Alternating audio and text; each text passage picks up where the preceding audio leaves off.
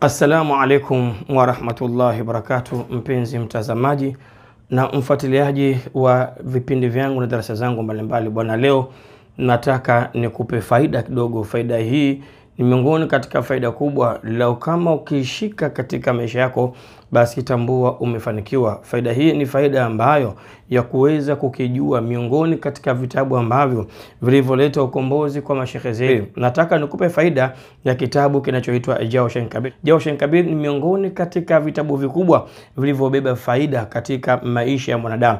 Wazee wetu walifanikiwa kwa sababu ya kusoma kitabu hiko cha Jawshan Kabir. Na wewe nakushauri, nenda katafute kitabu hiko, kitakusaidia. Miongoni katika mfano ni huu hapa. Hiki ni kitabu kinachoitwa Jawshan Kabir. Jawshan Kabir ni kitabu ambacho chenye faida kubwa sana katika maisha ya mwanadamu. Kitabu hiki leo kama ukikitumia cha Jawshan Kabir, tambua umefanikiwa katika maisha yako. Watu wengi wamekuwa wakikitumia na kupata faida yake. Sio wengi tu, mimi mwenyewe huwa natumia kitabu hiki katika namna ya kuweza kuwasaidia watu kwa kupitia kitabu hiki. Uzuri wa kitabu hiki, ndani yake kina beti nyingi sana. Ndani yake kina beti nyingi ambazo kila beti imebeba nafasi yake na kazi yake juu ya matarajio ya mwanadamu. Kwa nini? Kwa sababu kina majina 99 ya Mwenyezi Mungu ndani ya kitabu hiki. Mfano, wewe ambaye una mpenzi wako, unatamani kutuliza nyoyo zake pamoja na nyoyo yako wewe, kwa pamoja muweze kukaa pamoja, basi humu ndani yake kuna beti ambayo unaweza kuitumia.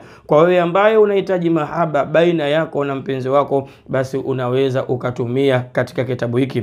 Ndani yake pia kuna ponyo. Ndani ya kitabu hiki kuna beti ambazo kwa ajili ya ponyo tu, la kumponya mtu maradhi ya ambayo yanamsibu katika maisha yake. Ndani ya kitabu hiki kuna beti ambazo zipo kwa ajili ya kumpiga adui tu, zipo ndani ya kitabu hiki. Ndani yake kuna beti ambazo ukizitumia unaenda kupandisha daraja katika kazi yako, katika maisha yako.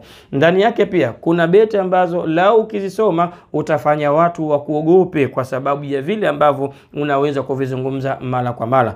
Na wewe nakushauri, nenda katafute kitabu hiki. Watu wa Tarikatul Qadiria mfano wake, na sisi tunapenda sana kutumia kitabu hiki katika kuwasaidia wagonjwa wetu, kuwasaidia watu wenye matatizo mbalimbali kwa kupitia kitabu hiki. Nenda kapambane na wewe, katafute, wallahi kitakusaidia. Nenda kakitafute sasa hivi. Huu ni ushindi, kaa nao ndani kwako. Muhimu tu umpate mtu akuelekeze. Ukiwa na shida hii, soma beti hii. Ukiwa na shida hii, soma beti hii. Wallahi utafanikiwa. Kuna baadhi ya majambo sio lazima watafute wataalamu. Kuna mengine unaweza ukapambana kuyafanya mwenyewe. Yale yanayohitajika kutafuta wataalamu, basi inshallah watafute waweze kukusaidia. Lakini jitahidi kitabu hiki cha Jawshan Kabir uwe nacho katika maisha yako, uwe nacho katika nyumba yako, kitakufanikisha sana. Bahati mbaya vijana leo vitu hivi tumeviacha.